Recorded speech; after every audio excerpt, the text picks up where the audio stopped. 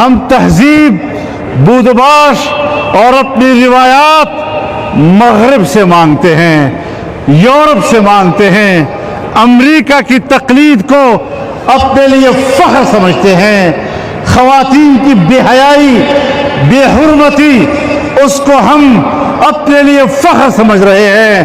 ہم مغرب کی تہذیب کو قبول کرنے کے لیے پیدا نہیں ہوئے۔ ہمارے آباء و اجداد نے ہمیں ان کی پیروی کرنے کا تابع نہیں بنایا، اس سے بغاوت کا درس دیا ہے۔ جناب رسول اللہ صلی اللہ علیہ وسلم نے فرمایا لَتَتَّبِعُنَّ سُنَنَ مَنْ قَبْلَكُمْ شِبْرًا بِشِبْرٍ وَذِرَاعًا بِذِرَاعٍ حَتَّى لَوْ دَخَلُوا جُحْرَ ضَبٍّ تَبِعْتُمُوهُمْ قالوا یا رسول اللہ الیہود والنصارى قال فمن؟ فرمایا ایک زمانہ آئے گا جب تم قدم قدم اور بالشت بالشت پچھلی قوموں کی اس طرح پیروی کرتے ہوئے نظر آؤ گے کہ اگر وہ گوہ کی غار میں بھی گھسیں تو تم وہاں بھی ان کی پیروی کرو گے۔ صحابہ کرام نے عرض کیا یا رسول اللہ ہم یہود و نصارہ کی پیروی کریں گے؟ آپ نے فرمایا اور کون ہو سکتا ہے؟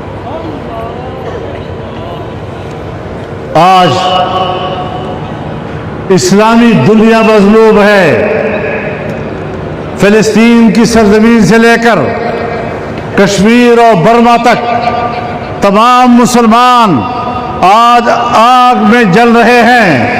افغانستان آگ میں جل رہا ہے، شام آگ میں جل رہا ہے، لبنان آگ میں جل رہا ہے، عراق آگ میں جل رہا ہے، عرب دنیا آگ میں جل رہی ہے۔ افریقہ میں اسلامی ممالک کے اندر آگ بھڑکی ہوئی ہے۔ یہ کس نے بھڑکائی ہے؟ آگ بھی میرے اوپر برس رہی ہے، جھلس بھی میں رہا ہوں، آگ میں جل بھی میں رہا ہوں اور دہشت گرد بھی میں ہوں، انسانیت کے لیے خطرہ بھی میں ہوں۔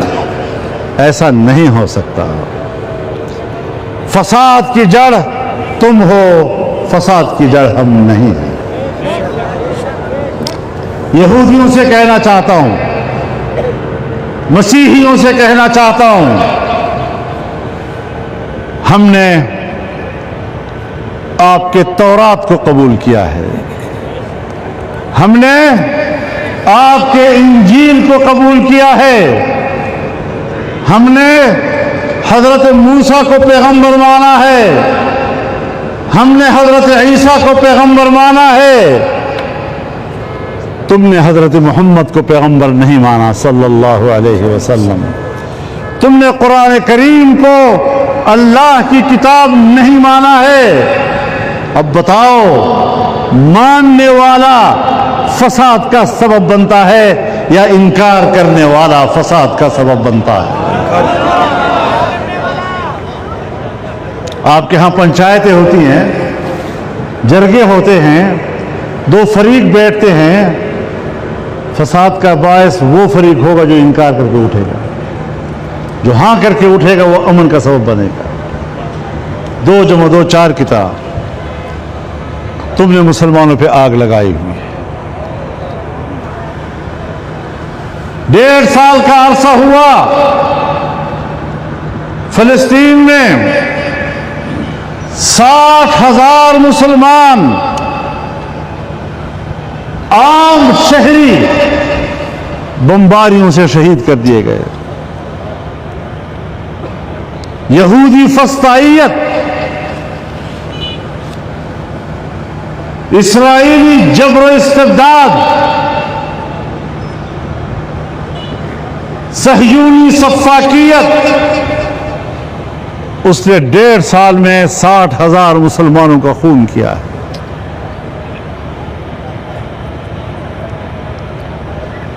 ہر لمحہ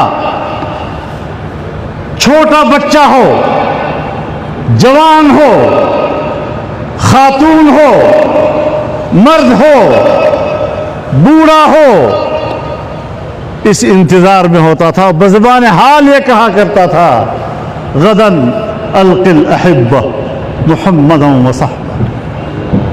بس لمحہ آنے والا ہے، اور صبح ہونے دو تو میں نے اپنے دوستوں سے ملنا ہے، حضرت محمد سے ملنا ہے، ان کی جماعت سے ملنا ہے۔ اس کیفیت میں زندگی گزارنے والے مسلمان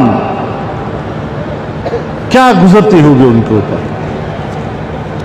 یاد رکھو، آج تم نے دنیا کو کہنا ہے کہ ہم نے غزہ کا خاتمہ کر دیا، ہم نے فلسطینیوں کا خاتمہ کر دیا۔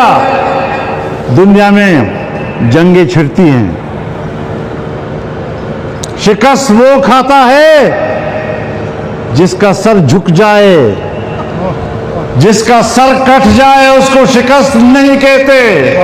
ماشاءاللہ، فلسطینیوں نے سر کٹوائے، سینوں پہ گولیاں لی، عزت و افتخار کے ساتھ شہادت کو دعوت دی، شکست تسلیم نہیں کی، ہجرت نہیں کی، گھر نہیں چھوڑا، اپنے کھنڈرات میں ہی انہوں نے 1 سال 1.5 سال گزارا ہے۔ اسرائیلی ظلم نامنظور، اسرائیلی ظلم، اسرائیلی ظلم، امریکی ظلم، طاغوتی ظلم۔ اور اس پر امریکہ اور یورپ بات کرتا ہے انسانی حقوق کا، کہ ہم انسانی حقوق کے محافظ ہیں، تم انسانی حقوق کے قاتل۔ تمہارے ہاتھوں سے انسانیت کا خون ٹپک رہا ہے، اور جس کے ہاتھ سے انسانیت کا خون ٹپک رہا ہو اسے انسانیت کی قیادت کرنے کا کوئی حق حاصل نہیں ہوتا۔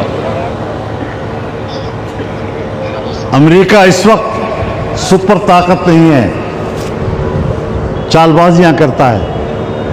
آج اس نے چین کو، روس کو، پوری دنیا کو اقتصادی دوڑ میں ایسا الجھا دیا ہے کہ ساری دنیا کو فلسطینی بھول گیا ہے۔ کب تک ان چال بازیوں کے ساتھ آپ اپنے جرائم پر پردہ ڈالتے ہوں گے؟ نیتن یاہو جنگی جرائم کا مرتکب ہے۔ امریکہ اور یورپ اگر اس کی حمایت کرتے ہیں تو نسل کشی میں یہ سب برابر کے مجرم ہیں۔ اور میں صرف ان کی بات نہیں کرتا، کوئی مسلمان حکمران اگر ان حالات میں بھی خاموش ہے، ان کی زبانیں گونگ ہیں، میں ان مسلمان حکمرانوں کو بھی اس جبر و استبداد کا حامی سمجھتا ہوں، اس سے لا تعلق نہیں ہو سکتے۔ امریکہ کا تو یار ہے، امریکہ کا تو یار ہے، اسرائیل کا تو یار ہے، یہودیت کا تو یار ہے۔ جمعیت علماء اسلام پوری قوم کو پکار رہی ہے، انشاءاللہ العزیز ہم تمام مکاتب فکر کو دعوت دیں گے، علماء کرام کو دعوت دیں گے، تمام مکاتب فکر یکجا ہوں اور وہ ایک متفقہ موقف لیں، قوم کے سامنے ایک متفقہ موقف لائیں۔ اور میں تجویز کروں گا اپنے اکابر کے سامنے کہ 1 ہفتے کے اندر اندر قومی سطح کا کنونشن اسلام آباد میں بلا لیا جائے۔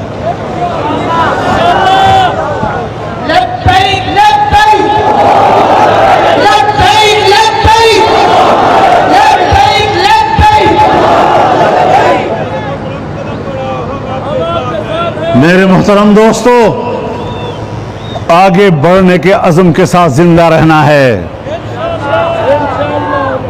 پیچھے ہٹنا اس سے موت بہتر ہے۔ موت یہ گناہ کبیرہ ہے، فرار عن الزحف یہ کبائر میں سے ہے۔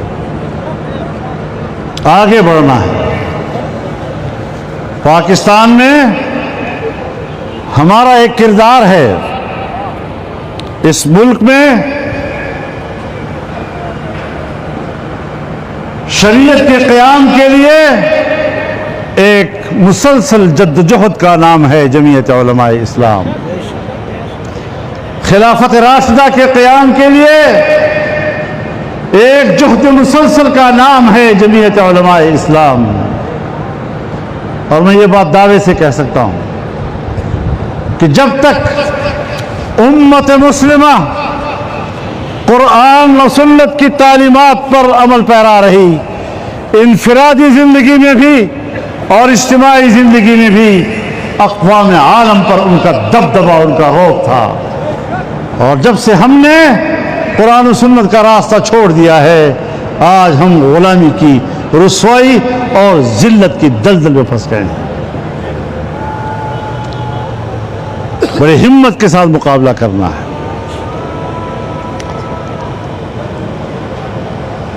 77 सालों में हमारे मुल्क में ये बहस खत्म नहीं हो रही थी कि सूद कैसे खत्म किया जाए, सूद का मुतबादल क्या होगा। हुकूमत ने खुद ही अपने आप को शिकंजे में फंसाया। 26वीं तरमीम ले आए। 26वीं तरमीम में जमीयत उलमा तन्हा कुव्वत थी जो रुकावट बनी।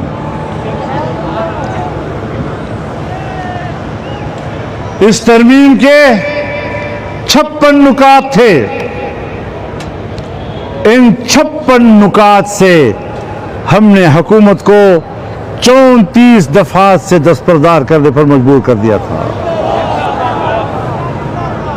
कायद तेरी सियासत को सलाम है, कायद तेरी सियासत को, कायद तेरी हिम्मत को, कायद तेरी क़ियादत को।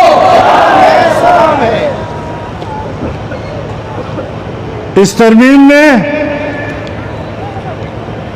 हमारी तजवीज़ ये थी कि एक आईनी अदालत कायम हो जो सियासी मामलात के फैसले करते रहे, बाकी अवाम के मुकदमात दूसरी अदालतों के हवाले हो जाए। लेकिन हमारी बड़ी अपोजिशन को कुछ हवालों से तहफ़्फ़ुज़ात थे, उनकी तजवीज़ पर हमने आईनी अदालत के बजाय एक आईनी बेंच को इस तरमीम का हिस्सा बनाया। यह अपने दोस्तों के मशवरे से, उनके इसरार पर हमने एक फैसला भी अपोजिशन जमातों के मशवरे और एतमाद के बगैर नहीं किया है। तो फिर असर नौ लोगों को बेखबर रखकर नए मसाइल पैदा क्यों किए जा रहे हैं। हमने पाकिस्तान की तारीख में पहली मर्तबा इस बात को आईन का हिस्सा बनाया कि 1 जनवरी 2028 से पाकिस्तान के अंदर सूद मुकम्मल तौर पर ख़त्म कर दिया जाएगा। जमीयत मौलाना फजलुर रहमान, जमीयत उलमा इस्लाम, आज वक्त खत्म नबूवत।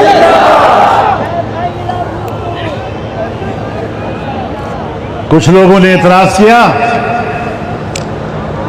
कि 2028 1 जनवरी, तो मैंने कहा 2028 का 1 जनवरी आपको नजर आता है और वो जो सन 1947 से आज तक वो नजर नहीं आता। और ये हमने नहीं किया, ये हमारे शरीय कोर्ट ने किया है। वफाकी शरीय अदालत ने 31 दिसंबर 2027 तक सूदी निज़ाम को आखिरी तारीख दी थी। तो हमने कहा 1 जनवरी 2028 से ख़त्म, कुछ भी नहीं होगा। अब अगर खुदा न ख्वास्ता इस तरमीम को नुकसान पहुंचता है तो सूदी निज़ाम के खात्मे के फैसले को नुकसान पहुंचेगा या नहीं। वफाकी शरीय अदालत बज़ाहिर तो उसका नाम अदालत, لیکن اس کے فیصلے کے کوئی وقت نہیں تھی. ایک سفید کاغذ پر اس کے فیصلے کے خلاف ایک اپیل آپ سپریم کورٹ میں پھینک دیں, اپیلٹ بینچ میں پھینک دیں, فیصلہ معطل.